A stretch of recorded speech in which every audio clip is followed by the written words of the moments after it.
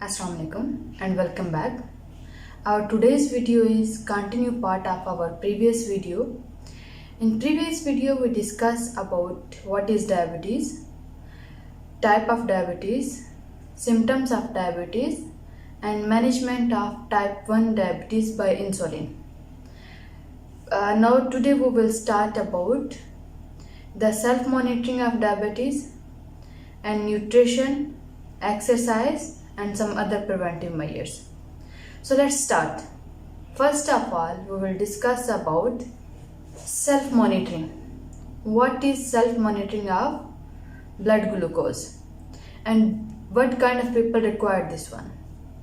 This is required with diabetes patient type 1 because most of the time they have to adjust their insulin.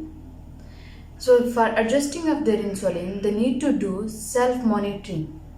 Self-monitoring is required for those who stay on the job, or they are workers, they are students, or even the housewives, the people who cannot go to the hospital every day. What is benefit of self-monitoring blood glucose? Self-monitoring blood glucose will help the healthcare worker to adjust your insulin dose and to adjust your treatment. The next topic is about healthy nutrition, because most of the food have a great effect on glucose. Like high carbohydrate diet increase the glucose level suddenly and too much. Instead of the high carbohydrate diet, the low carb diet help to control the diabetes. So preferably the doctor recommend low carb diet. This is the reason we have to discuss about nutrition.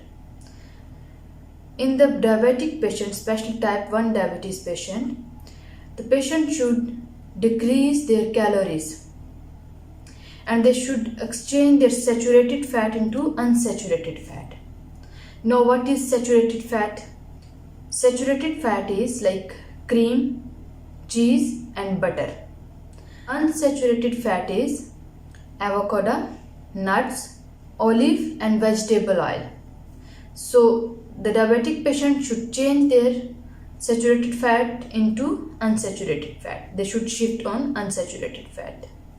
They should eat maximum dietary fibers like fruits and vegetables raw.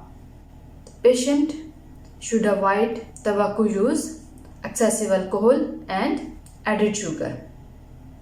The next one is physical activities.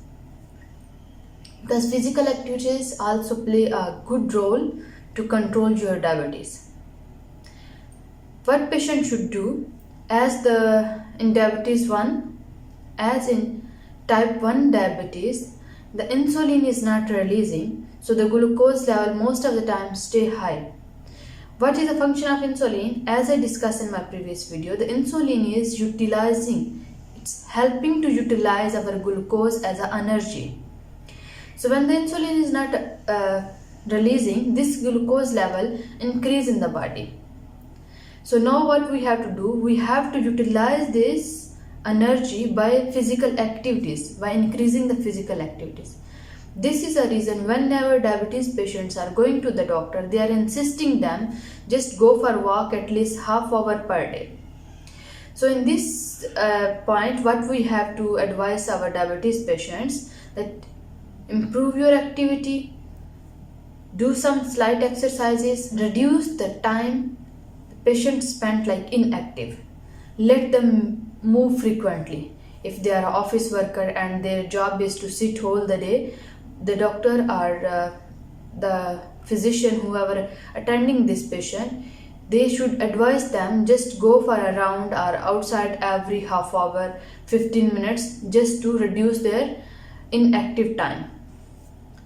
The last one is prevention of type 1 diabetes.